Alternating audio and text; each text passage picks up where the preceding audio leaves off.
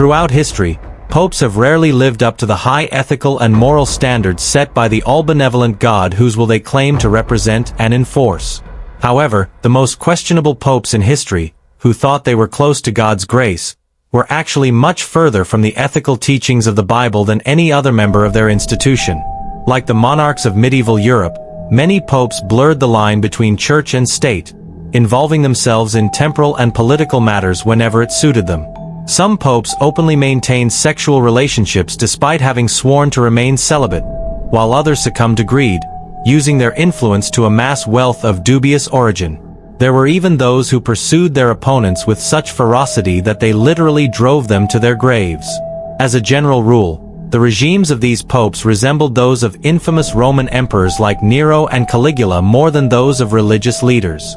If this is your first time on the channel, subscribe now so you don't miss any important content about the darkest chapters of our history. Let's begin the list of the worst popes with Stephen VI, who ruled from 896 to 897. This pope staged one of the most bizarre and dark episodes in the history of the Roman Catholic Church, known as the Cadaver Synod. After ascending to the papal throne, Stephen decided to put his predecessor, Pope Formosus, on trial, accusing him of perjury, despite the fact that he was already deceased. In an unprecedented act, Stephen ordered Formosus' corpse to be exhumed, dressed it in papal robes, and seated it on his former throne, where he proceeded to read the accusations against him. A deacon, holding the corpse's head, spoke responses on its behalf. After declaring the corpse guilty, Stephen ordered it stripped of its vestments, had 3 fingers used for blessings cut off, and the body was thrown into the Tiber River, the place where criminals were disposed of in ancient Rome. Although this act was seen as madness, some historians believe Stephen intended to prevent Formosus from becoming a venerated relic. The grotesque nature of the Cadaver Synod was so shocking that many interpreted it as a sign of divine disapproval. Shortly after, Stephen was deposed, imprisoned, and murdered, which many considered an act of divine justice. Another of the most infamous popes was John XII, who came from a family known for its political intrigues.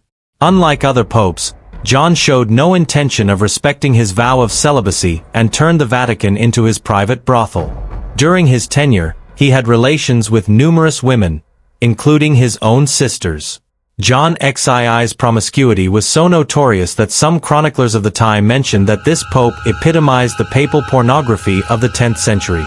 In addition to his libertinism, John also used his position to enrich himself by granting titles and ecclesiastical positions in exchange for favors or money to pay off his growing gambling debts. He formed alliances with German leaders to consolidate his power, but his disloyalty was such that he repeatedly betrayed those with whom he had pacts. He was deposed several times but always returned to power. Finally, he died in 964 under suspicious circumstances. Some say he was murdered while committing adultery. John XII's reputation was so dark that Emperor Otto the Great declared it would take hours to list all his crimes. Boniface VIII, 1294–1303, is remembered as a pope who deeply meddled in political affairs. With a background in canon law, Boniface used his power to influence international conflicts such as the First War of Scottish Independence. He believed the Pope was the supreme authority under God, which led to a clash with King Philip IV of France when the latter prohibited clergy from serving in government. His papacy sparked intense criticism, especially from figures like Dante Alighieri, who placed him in the 8th circle of hell in the Divine Comedy for the sin of simony, or the sale of ecclesiastical offices and privileges. Boniface maintained that the emperor must always submit to the pope, while Dante argued that both positions should be equal before God. Boniface's feud with Philip IV culminated in a violent confrontation when the king sent troops to capture him. Boniface was beaten and humiliated and, although he was later released, he died shortly after. Alexander VI of the Borgia family is remembered as one of the most controversial popes in history. Elected in 1492 after bribing several cardinals, his papacy was marked by scandal and corruption. Alexander used his position to enrich his family, embezzling funds and selling ecclesiastical positions, which cemented the Borgia's reputation as a symbol of decadence. He is accused not only of financial corruption but also of leading a licentious private life. It is said he had relationships with several women and fathered children with them, directly contradicting his vows. There were even rumors that he had an incestuous relationship with his daughter Lucrezia Borgia, although some historians question this claim. Despite his reputation, Alexander VI also showed an interest in the arts and provided refuge for Jews expelled from Spain, an act of tolerance amid his controversial rule. However, these positive actions did not redeem his legacy, and Alexander remains emblematic of a corrupt and ambitious pope.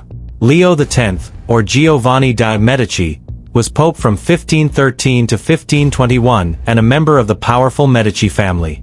His papacy began with extravagance that symbolized its opulence. He ordered a boy painted in gold to parade through the streets of Rome to celebrate a new golden age. This act of ostentation, though tragic, reflected the luxurious lifestyle he maintained during his rule. Leo X was a great patron of the arts and sponsored Renaissance works, including the construction of St. Peter's Basilica.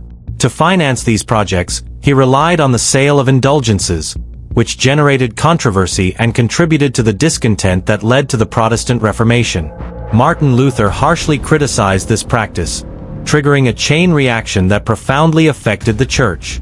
While Leo X is remembered as a promoter of art and culture, his papacy also left the Church in financial and spiritual crisis, highlighting the conflict between artistic splendor and the true spiritual mission of the papacy.